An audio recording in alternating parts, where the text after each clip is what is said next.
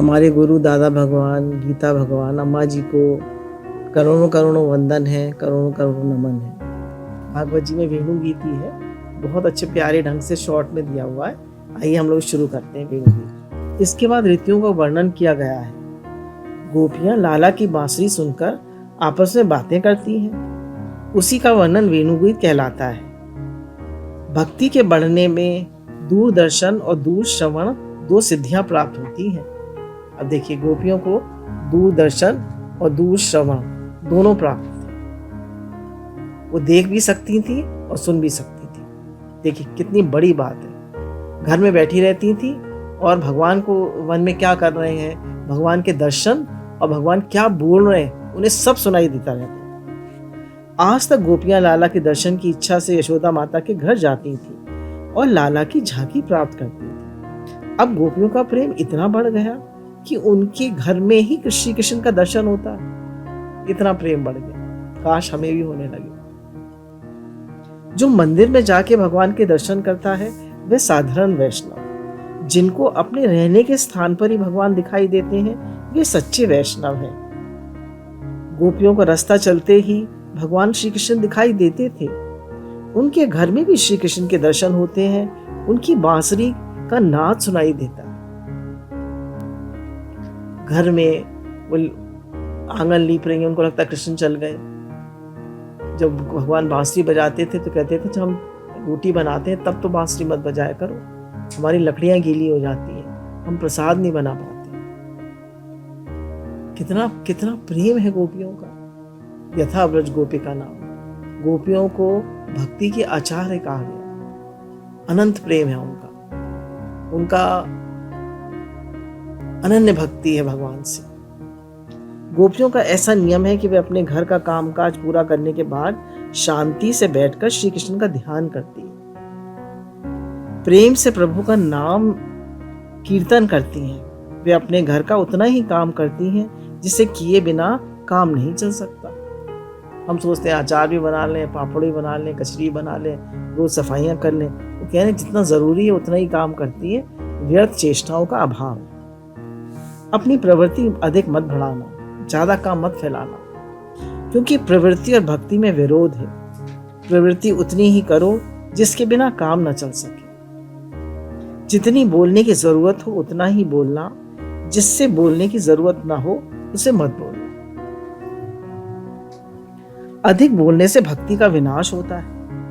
जिसे विचारने की अधिक आवश्यकता है उसे ही विचारो, और जिसे विचारने से कोई लाभ नहीं, भक्ति बढ़ती नहीं, उसे मत विचारो। बोले ज्यादा बोलो भी मत, ज्यादा सोचो भी मत। जैसे गुरु भगवान कहते हैं ना, अवेयरनेस में रहो, जाग के रहो। अवेयरनेस में रहने का तरीका है अपनी आंखों में रहिए। आंखों में जब हम रहते हैं, जैसे बहुत लोग कहते हैं ना अंतर्मुखी रहिए, अंतर्मुखी रहते हैं, आंखों में रहते हैं, आई लेवल पे रहते हैं, तो हमारे मन में विचार बहुत कम आते हैं। और जब हम जाग के रहते हैं, भगवान के ध्यान में रहते हैं, तो विचार कम आते हैं। तो कह रहे मन में विचार आए भी तो मिलो मत, क्योंकि मन जगत के विचार करेगा, दूसरे का विचार करेगा। और ज्यादा बोलो भी मत, ज्यादा बोलो भी मत, ज्यादा सोचो भी मत। झांक के रहो, प्रेजेंट मोमेंट में रहो। ना पास्ट का सोचो ना फ्यूचर का सोचो। सबको संभालने वाले भगवान है। इस संसार के मालिक भगवान है, करने कराने वाले भगवान है। कुछ लोगों को अपने पड़ोसी के साथ बात करने में तृप्ति नहीं होती, इसलिए वे किसी रास्ता चलते को बुलाते हैं और उन्हें बैठाते हैं, जय श्री कृष्ण करते हैं। फिर थोड़ी बात करने के बाद कहते हैं मेरा तो सत्यानाश हुआ, तुम मेरे पास आयो तो लाओ तुम्हारा भी सत्यानाश करो। इस प्रकार वृथा भाषण पाप है। 2-2 घंटे बात करना टेलीफोन पे, मोबाइल पे, बार बार व्हाट्सएप देखना, बोले ये सब टाइम वेस्ट है। भगवान का भजन करो, भागवत गीता पढ़ो, दूसरों को सत्संग सुनाओ, दूसरों की सेवा करो, पर व्यर्थ की बातें मत करो। गोपियां भगवान की आज्ञा मानकर ही घर का काम करती हैं। अपने घर का काम करते करते भी लाला का स्मरण करती हैं। उनका एक ध्यान भगवान में ही लगा रहता है। काम तो करती हैं पर कहती हैं भगवान के लिए करते हैं। वे अपने घर का काम पूरे करने के बाद लाला की जो बातें करती हैं उसे ही महापुरुष लोग वेणु गीत कहते हैं। कह रहे हैं जो अपना काम करने के बाद जो बातें करती हैं गोपियां उसे वेणुगीत कहते हैं। श्री कृष्ण गिरिराज में बांसुरी बजाते हैं, गोपियों के घर पर सुनाई देती है। गोपियां लाला के बारे में परस्पर बातें करती हैं। सखी देखो तो जरा, कन्हैया बांसुरी बजा रहा है। ये बांसुरी बड़ी भाग्यशाली है, ये सारा दिन उनके साथ में रहती है। कितनी भाग्यशाली है बांसुरी, सारा दिन कन्हैया के साथ रहती है। जो सारा दिन श्री कृष्ण का स्पर्श करता होगा उसे कितना आनंद मिलता होगा, इस बांसुरी को कितना आनंद मिलता होगा। हम भी अपने मन से सारा दिन श्री कृष्ण का ध्यान कर सकते हैं, उनका स्पर्श अनुभव कर सकते हैं। मैंने सुना है कि जब भोजन करने बैठते हैं तब बांसुरी को कमर में बांध लेते हैं। अरे सखी, मैं तुझसे क्या कहूँ, मेरे बाल कृष्ण लाला बांसुरी को लेकर बिछौने पर सोते हैं। उन्हें बांसुरी के बिना नींद नहीं आती, इतना प्यार करते हैं बांसुरी से। जो परमात्मा के साथ सोता होगा उसे कितना आनंद आता होगा। ये बांसुरी तो लाला की रानी बन गई है, रानी। इसने कितने पुण्य किए होंगे, इसके कारण परमात्मा ने इसे अपना लिया है। इसे परमात्मा का नित्य सहयोग प्राप्त है। अरे सखी, मुझे भी प्रभु से विवाह करना। एक आप भगवान ही है जिनसे सारे संबंध बना सकते हैं। पति से पति का संबंध होता है, बेटे से बेटे का संबंध होता है, माँ से माँ का संबंध होता है, पिता से पिता का। और एक भगवान ही ऐसे हैं जिनसे माता पिता बंधु सखा पति सब संबंध बना सकते हैं, सारे संबंध। भगवान का जो प्रेम है वो अनुपम है, अनोखा है। ऐसा प्रेम दुनिया में कोई हमसे नहीं करता। तो गुरु भगवान यही कहते हैं कि हम भगवान से संबंध बनाएं, गुरु से संबंध बनाएं, भगवान से बनाएं, उनसे प्रेम करें। श्री कृष्ण के साथ एकाकार होना है। गोपियों ने बांसुरी से पूछा, अरे बांसुरी, तूने क्या पुण्य किया है कि भगवान को तेरे बिना कुछ नहीं सुहाता? तुझे अपनाए जाने का कारण क्या है? अयम वेणु कुशलम की आचरण, तुमने ऐसा क्या आचरण किया है कि भगवान ने तुम्हें अपनाया? बांसुरी ने कहा, मैंने बड़ी तपश्चर्या की है, मैंने बड़े बड़े दुख सहे। जो मन को शांत रखकर दुख सहन करता है वह भगवान को बहुत भाता है। देखिए हमारे लिए भी है, जो मन को शांत रखकर दुख सह लेता है तो वो भगवान को बहुत प्रिय होता है। हे नाथ, हे नाथ, भगवान को दैन्य प्रिय है, सहनशीलता प्रिय है। तो जो दुख को सह लेता है, एक तो बोलता रहता है, कहता रहता है, एक सह लेता है। जो दुख को सह लेता है वो भगवान को बहुत प्रिय है। तुम जितना ही अधिक सहन करोगे उतने ही अधिक सुखी बनोगे। कह रहे तुम जितना सहन करोगे उतने ही अधिक सुखी बनोगे। जो मन को शांत रखकर दुख सहन करता है उस जीव पर भगवान जल्दी कृपा करते हैं। जो मन को बिल्कुल शांत रखकर जो भी भगवान की तरफ से दुख आता है उसको सहन करता है, भगवान उस पर बहुत कृपा करते हैं। बांसुरी ने कहा, मैंने धूप सहन की, मैंने ठंडक सहन की, बरसात सहन की। मैं तुमसे अधिक क्या कहूं? लोगों ने मेरे शरीर में 7 छेद किए हैं, उसे भी मैंने चुपचाप सहन किया। इसलिए मैं अपने भगवान को भाती हूँ। जो सहन करता है, भगवान को याद करता है, सबके हित के लिए जीता है, भगवान को बहुत प्रिय होता है। जो गम खाता है वह मालिक को प्रिय होता है। गम खाओ, कम खाओ। गम खाओ मतलब सहन करो, और कम खाओ मतलब जितनी जरूरत हो शरीर को उतना ही खाओ। कुछ लोग ऐसे होते हैं कि कोई उनकी जगह पे बैठ जाए तो वे उनकी आंखों में 5-10 मिनट तक खटकता रहता है। तो मेरी जगह पे बैठ गए, मेरी जगह पे। अरे भाई, कितना हमें अहंकार होता है। सारा दुख हमें अहंकार ही देता है। हमारा मन, हमारा अहंकार मेरी जगह पे बैठ गया, मुझे ऐसे कह दिया। तो गुरु कहते हैं, वो भी तो भगवान का बच्चा है, कोई बात है तो प्रेम से कह दो। तुम्हें इतना बुरा क्यों लगता है? तुम्हारे अहंकार को इतनी बातें टच क्यों होती है? तो मन शांत रखकर गम खाता है, दुख सहन करता है, उसे भगवान अपना लेते हैं। तो चुपचाप दुख सहन कर लेता है, गम खा लेता है, उसे भगवान अपना लेते हैं। तो हम भगवान हमें अपनाएं, इसके लिए हम शांत रहें, मौन रहें, ज़्यादा सोचें नहीं पास्ट फ्यूचर की, ज़्यादा बोले नहीं, दुख सहन करें और भगवान को याद करें। मुझ में अनेक सद्गुण हैं, एक भी गांठ नहीं है, इसलिए मैं भगवान को बहुत प्रिय लगता। एक भी मेरे में गांठ नहीं है। उपनिषदों में कहा गया है कि वासना ही ग्रंथि है, गांठ है। जिसके अंदर वासना की गांठ होती है वह भगवान को प्रिय नहीं होता। बांसुरी कह रही है मेरे अंदर एक भी गांठ नहीं। तो जिसके अंदर वासना की गांठ होती है भगवान को प्रिय नहीं लगता। तो हमारा मन किसी में अटका नहीं होना चाहिए, किसी चीज में, किसी व्यक्ति में, किसी वस्तु में अपने मन को मत अटकाइए। लेट गो करना सीखिए। इसने ऐसे कर दिया, उसने ऐसे कर दिया, ये हो गया, वो हो गया। पैसे में, किसी का पैसे में मन होता है, किसी का बेटे में मन होता है, किसी का पत्नी में मन होता है, किसी का पति में मन होता है। किसी में मन मत रखिए, भगवान में मन लगा। बांसुरी कहती है मैं अंदर से पोली हूं, जिसका हृदय मेरे जैसे पोला है वह प्रभु को प्रिय लगता है। पोला मतलब उसके हृदय में कुछ नहीं है, उसका हृदय अंदर से सिर्फ भगवान है उसके हृदय। तुम अपनी आंख बंद करो, अपने हृदय पर हाथ रखकर देखो कि तुम्हारा हृदय पोला है या उसमें कोई कूड़ा कचरा भरा है, या उसमें राग द्वेष भरा है, उसमें द्वैत भरा है, उसमें अहंकार भरा है। तुम्हारे मन में क्या भरा? लोग जब बैठते हैं तब चारों ओर देख लेते हैं कि कहीं यहाँ कूड़ा कचरा तो नहीं है। यदि कूड़ा कचरा होगा तो मेरा कपड़ा खराब होगा।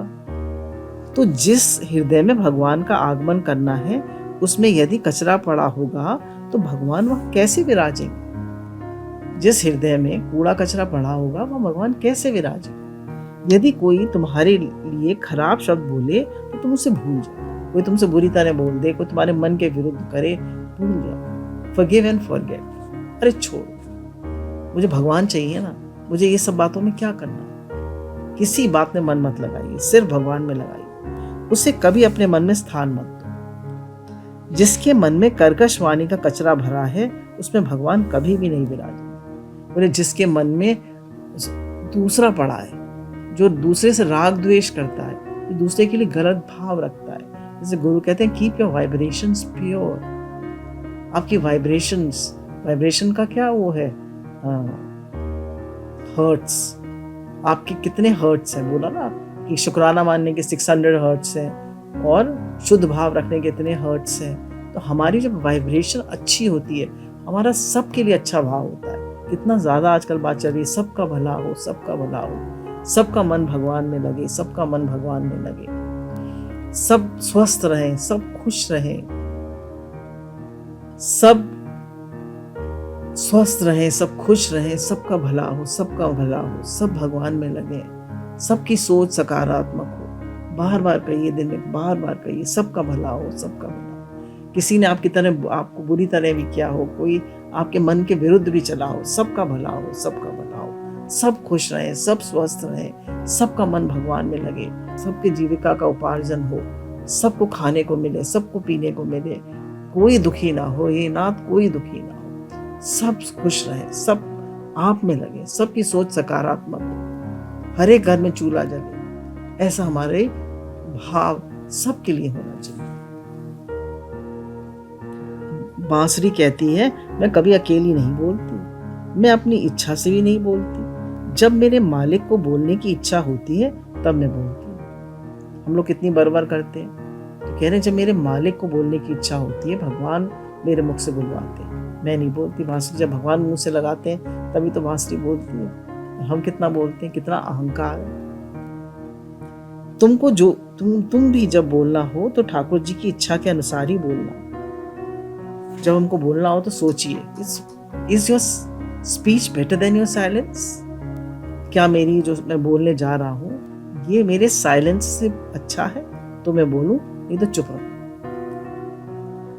क्या तुम जब बात करते हो तब भगवान याद आते हैं? परमात्मा का स्मरण करते करते बोलने की आदत डालो। जब बोलो तब भी भगवान याद है, तो बेकार की बात नहीं करोगे। बांसुरी ने कहा मेरे मालिक को जो पसंद है वही मैं बोलती हूँ। जब भी हम अहंकार की बात करते हैं तो अपने मन से करते हैं। जितना हो सह जाएं, चुप रहें, ज्यादा ना बोलें। उनको जो ध्वनि निकालनी हो वही निकलती है। मैं कभी अकेली नहीं बोलती, मनुष्य जब अकेला बैठता है तब अपने मन से बात करता है, ये अच्छा है, ये खराब है, ये जो हुआ बहुत खराब हुआ, ऐसा नहीं होना चाहिए इत्यादि। बोले बैठो तो भगवान के साथ बैठो, भगवान के ध्यान में बैठो। बोले जब हम मन से मिलकर बैठते हैं तो हम ये अच्छा हुआ, ये बुरा हुआ, ये ऐसा है, ये वैसा है, ये सोचते हैं। तभी गुरु कहते हैं बैठो तो अपनी माला लेकर बैठो, भगवान का भजन करो, कुछ पढ़ो, मेडिटेट करो, तो अपने आई लेवल पे रहो, हे भगवान कह के चुप हो जाओ। फिर तुम्हें लगे मन चल रहा है तो अपनी माला ले लो, ज्यादा से ज्यादा भगवान का स्मरण करो। मनुष्य जब अकेला बैठता है तब भी बोलता है। लोग मन को आराम देते हैं, तुम मन से एक अक्षर भी बोले बिना शांति से बैठो। जो मन से न बोले उसे मौन कहते हैं। मन के बोलने पर मौन भंग होता है। कुछ लोग जीभ से न बोलकर मन से बोलते हैं। बोले जब मन नहीं बोलता तो उसे मौन कहते हैं। मौनम, मन का शांत रहना, मन में संकल्प विकल्प का ना आना। लोग कुछ भी संकल्प कर लेते हैं, भाई मैं अकेली रहूं। अकेले रहोगे तो फिर कहोगे अरे मैं तो अकेली हूँ। इससे कोई संकल्प विकल्प नहीं, जैसे भगवान ने रखा है बहुत अच्छा रखा है। हमारे कर्म अनुसार हमें भगवान ने बेस्ट दिया। वह मौन सच्चा मौन नहीं है जब मन एक भी अक्षर बोलता नहीं और संसार चिंतन छोड़ देता है, तब उसकी शक्ति बढ़ती है। कह रहे हैं जब मन एक भी अक्षर नहीं बोलता, शांत रहता है, निसंकल्प, कोई संकल्प विकल्प नहीं। भगवान ने गीता में कहा कि संकल्प विकल्प का त्यागी ही सच्चा त्यागी है। तो ध्यान क्या है, मेडिटेशन क्या है? संकल्प विकल्प का त्याग। कुछ भी अपनी तरफ से ना सोचना, ना किसी के बारे में सोचना, ना पास्ट फ्यूचर के बारे में सोचना, हे भगवान कह के चुप हो जाना। जो मन से अधिक बोलता है उसकी शक्ति नष्ट होती है। जो बहुत ज्यादा सोचता है, जब भी मन इधर उधर की बातें सोचने लगे, आपसे कहिए हे भगवान, हे भगवान, हे नाथ बचाओ बचाओ, हे मेरे नाथ मैं आपका हूँ आप मेरे हैं, हे मेरे नाथ मैं आपका हूँ आप मेरे हैं। यदि तुम अपनी शक्ति का संग्रह करो तो सुखी बनोगे। बहुत सुख है शक्ति के संग्रह में और शक्ति के विनाश में बहुत दुख है। पूरे शक्ति का संग्रह करोगे तो सुखी बनोगे और शक्ति का विनाश करोगे तो दुखी बनोगे। तो अपने मन में संकल्प विकल्प मत करो, ज्यादा मत सोचो, ज्यादा मत टेंशन लो, ज्यादा मत स्ट्रेस लो। भगवान है ना, भगवान सब करा देते। बांसुरी ने जब कहा कि मैं कभी अकेली नहीं बोलती, तब मेरे प्रभु की प्रेरणा होती है, तभी मैं बोलती हूँ और ऐसा बोलती हूँ कि सुनने वाला डोल उठता है। ऐसी बात बोलिए कि उस सुनने वाले का मन भगवान में लगे, उसे भगवान प्रिय लगे, उसका ज्ञान बढ़े। ऐसी बात बोलिए, नहीं तो मौन रहिए, शुद्ध भाव रखिए। मेरा शब्द सुनकर नाग भी डोलने लगता है, हिरण भी तन्मय हो जाते हैं। बांसुरी कह रही है नाग के फन में जहर है और हिरण की नाभि में कस्तूरी। मैं इस प्रकार विवेक से बोलती हूँ कि सज्जन दुर्जन सभी को सुख मिलता है। कह रहे हैं आप इस प्रकार बोलिए कि सज्जन दुर्जन सब सुखी। किसी के लिए मन में बुरा भाव मत रखिए। कोई कैसे भी चले, किसी ने कितना भी दुख दिया हो, किसी के लिए खराब भाव मत रखिए। सब भगवान का रूप है और सब भगवान की मर्जी से ही होता है। कोई अपनी मर्जी से नहीं चल सकता। तुम भी बोलो तो ऐसा बोलो कि सुनने वाले का हृदय डोल उठे, वो खुश हो जाए। मधुर बोलो, वाणी में विनम्रता रखो, यानी मीठा बोलो। जैसे कहा कि हम अपने व्यवहार से और अपनी वाणी से ही संबंध बना लेते हैं और बिगाड़ लेते हैं। सोच समझ कर बोलो। कुछ लोग सच तो बोलते हैं किंतु बहुत जोर से और ऊंची आवाज से बोलते हैं। उनकी वाणी सुनने वाले को ऐसा लगता है मानो वे अपमान कर रहे हैं। बहुत ऊंचे स्वर से नहीं बोलना चाहिए। अब ये कह रहे हैं कि जब हम बोलते हैं तो जैसे अक्सर गुरु कहते हैं कि एक हम कहते हैं कि बैल जैसा लग रहा है, एक हम कहते हैं गौ पुत्र, एक हम कहते हैं मेरे बाप का साला, मतलब मेरे मामा, हम कहते हैं मेरे बाप का साला है, एक हम कहते हैं मेरे मामा जी। देखिए बोलने में कितना फर्क है। तो एक हम कहते हैं तुम कुछ नहीं करती, अक्सर हम कह देते हैं घर में तुम कुछ नहीं करती हो, करती क्या हो सारा दिन। एक हम कह सकते हैं बेटा ये काम कर लो, ये भी तो कह सकते हैं। ये बात मैंने सीखी, कभी नहीं कहना चाहिए तुम कुछ नहीं करती, बेटा ये काम कर लो, आओ काम कर। हमेशा गुरु कहते हैं अपमानजनक शब्द मत बोलो, किसी से बुरी तरह मत बोलो, बहुत प्रेम से बोलो, शांति से बोलो, सोच समझ के बोलो कि मेरे ये शब्द इसको हर्ट तो नहीं करेंगे, इसको खराब तो नहीं लगेंगे। फिर भी अगर हर्ट कर जाए तो सॉरी कह दो। तो ये कहने एक इसमें दृष्टांत दिया हुआ है कि एक बार एक कबीरदास जी के दो शिष्य थे। एक तो बहुत प्रेमी था, तो वो एक भिक्षा मांगने जाता था, तो उसने कहा कि मैया भिक्षा दे दो। दूसरा शिष्य था, वो अपने बहुत चतुर समझता था, उसने कहा मैया तो नहीं कहूँगा। तो उसने कहा मेरे बाप की औरत तू बाहर आ, हमको भिक्षा दे। तो वो डंडा लेकर आई, बोली क्या बोलता है? बोले एक ही बात तो है मैया, तू भिक्षा दे दे, या मेरे बाप की औरत। देखिए कितने भाषा में फर्क हो गया। तो क्या बोल रहे हैं हम, कैसे बोल रहे हैं, वो कहते हैं सोच समझ के बोलो, और साथ में बोलने के साथ साथ अपने भावों को अच्छा रखो, अपने शब्दों में भी प्रियता रखो, अपने भावों में भी प्रियता रखो, प्रेम का भाव रखो। ये सब है ही भगवान। बांसुरी बहुत मधुर बोलती है, इसलिए वे परमात्मा को बहुत भाती है। बांसुरी अपनी इच्छा से नहीं बोलती, प्रभु की प्रेरणा होने पर ही बोलती है। विषय आनंद और ब्रह्मानंद ये दोनों जिसके सामने तुच्छ हैं, उसे वेणु कहते हैं। ये दोनों आनंद इकलौते जैसे किसी एक को ही मिलते हैं, किंतु बांसुरी का आनंद सभी को मिलता है। कहने या तो मनुष्य को विषय आनंद मिलेगा या ब्रह्मानंद मिलेगा, पर कह रहे बांसुरी को दोनों ही आनंद मिलते हैं। एक गोपी कहती है अरे सखी तू जरा देख तो, जब कन्हैया बांसुरी बजाता है तब ये पेड़ भी खुश हो जाते हैं, इनमें से मधु की धारा बहने लगती है, शहद टपकने लगता है पेड़ों में से। क्या बात है। लाला की बांसुरी जड़ को भी चैतन्य बना देती है। ये वृक्ष यह मानते हैं कि लाला के हाथ में जो बांसुरी है ना, ये बांस की पुत्री है। बांस एक वृक्ष है, मैं भी वृक्ष हूँ, मेरी जाति बंधु की कन्या परमात्मा के साथ ब्याही गई है। इससे वृंदावन के वृक्ष भी लाला से अपना नाता रिश्ता जोड़ते हैं। वे कहते हैं कन्हैया हमारा जमाता है, हमारा दामाद है।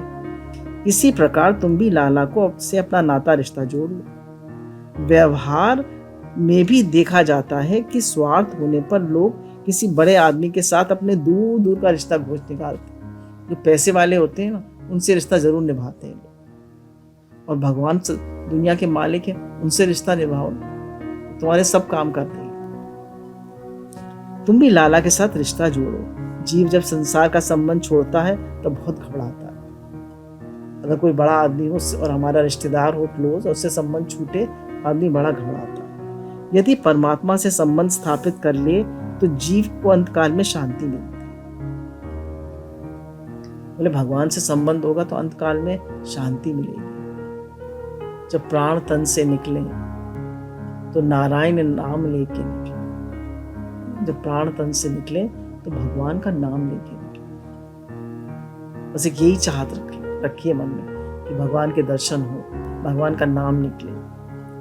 ईश्वर के साथ संबंध रखने के लिए यदि वह सोच ले कि मैं भगवान का दास हूँ, मैं भगवान का बेटा बेटी हूँ, मैं भगवान का हूँ, बार बार कहिए मैं भगवान आपका हूँ, भगवान आप मेरे, भगवान मैं आपका हूँ, आप मेरे। हे नाथ मैं आपको भूलूं नहीं, हे नाथ मैं आपको भूलूं नहीं। मेरे हृदय में से भी चैतन्य महाप्रभु की तरह आंसुओं की धारा बहे। मेरा हृदय भी आपके लिए द्रवित हो, मेरे आंखों में भी आपके लिए आंसू आए। हे नाथ ये आंसू निकले तो आपके लिए निकले।